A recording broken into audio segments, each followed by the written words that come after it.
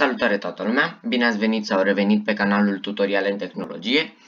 Astăzi am revenit cu un nou videoclip în care vă voi învăța și totodată vă voi arăta cum vă puteți crea propria voastră aplicație fără să știți absolut deloc programare. Înainte de a începe vreau să-mi cer iertare pentru inactivitatea mea. De astăzi o să încerc să postez o dată sau de 2 ori pe săptămână. Acestea fiind spuse, haideți să începem. Ne vom folosi de platforma AppJaser, extensia AppJaser pentru a construi aplicația noastră. O să vă las și link în descriere, în cazul în care nu o găsiți. Intrați pe site și dați la Create App. Ne ducem la individual.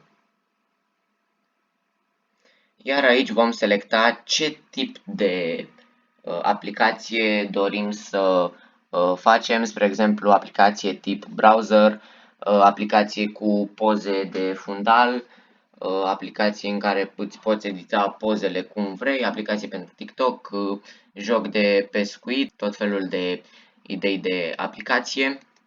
Eu vreau să creez o aplicație tip phishing.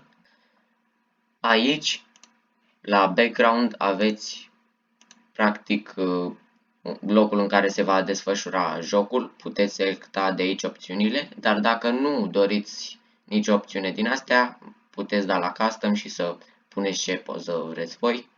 La fel și la player. Voi pune această barcă. Peștele cel mare va fi ăsta.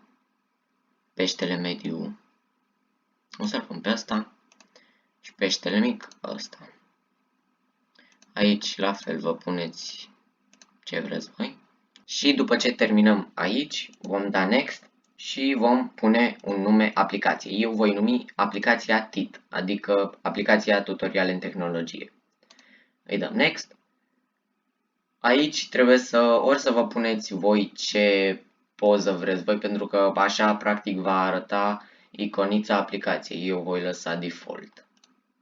Îi dăm la next și create. După aia ne creăm un cont nou. Eu mă voi loga cu contul meu pentru că am mai folosit această extensie. Iar după ce vă logați, veți fi trimiși în această parte a platformei. Iar aici aveți un buton download, unde vă puteți downloada aplicația voastră, ori trimiteți pe e-mail aplicația voastră și de pe e-mail o instalați pe telefon. Am deschis aplicația cu codul QR, așa că voi reveni de pe telefon. Acum așteptăm să se instaleze.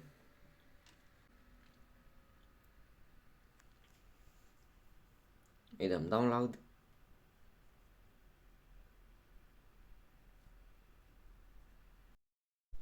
Acum că am instalat-o, uitați aici, vom intra pe ea. Vom accepta termenii și condițiile.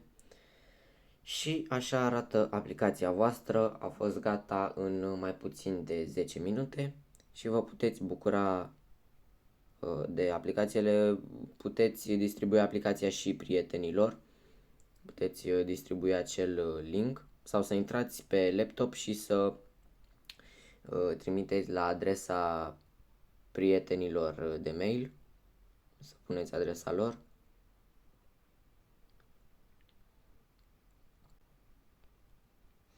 După cum puteți observa, aici aveți și punctaj și cronometru. Cam atât a fost și cu acest episod. Dacă v-a plăcut, nu uitați să apăsați pe butonul de like și să vă abonați la canal dacă nu ați făcut-o deja. Noi ne vom revedea în videoclipul următor. La revedere!